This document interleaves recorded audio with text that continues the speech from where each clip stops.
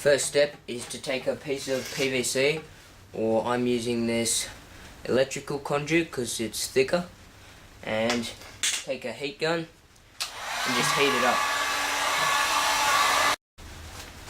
Once you've got a nice hot bendy piece of PVC, just put it down, take a piece of wood, put it on top and apply pressure.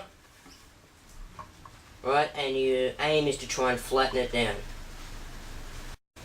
As you can see, I've flattened it at a bit of an angle, so it gets thicker as it goes along, and that's what you want.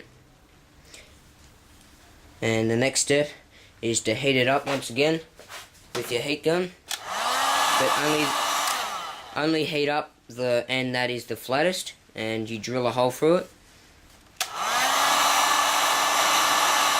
Once the end's nice and hot, you can just try and bend it over a bit like that. It's quite hot, so you might want to put on a glove or something, and you want to just hold it like that. Once your curve is in, it should be at a nice angle, getting thinner and thinner up to your curve. The next step is to do the exact same thing on another one, and then put a little notch in instead of a hole.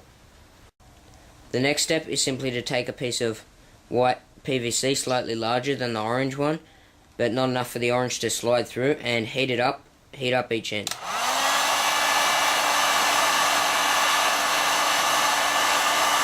Once you've heated it up nicely, it's nice and squishy, simply take your limb, pop it in, and just push it down about halfway along the tube. Now that both your limbs are in, you can see it works as sort of a takedown bow. You can pull that out, and then it goes down to about that size, which is quite a good size. Right, and just sits in nicely like that. Your completed bow should look something like this, and I've just attach an arrow rest just there, and I'll show you how to make that, and then a sight off one of my compound bows. And then the next step you have to do is attach a string. So you've just got to poke some string through the hole and then tie a knot on the other side, and then just a loop. You've got your notch there and you need a loop. Right, and once you bend that down, just bend it over,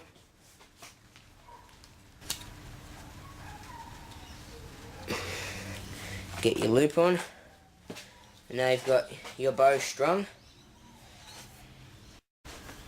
To make your arrow rest, the first step is to cut a little bit of PVC off some PVC, and then you just need to heat it up and bend it to a right angle. Okay, so I've heated it up, bent it to a right angle, and then just simply duct taped it straight onto the side of the bow. And with the sight, I just glued that on.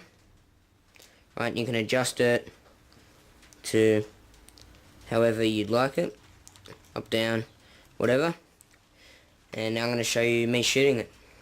As you can see with the arrow rest, the fletching is unharmed as it flies over the arrow rest.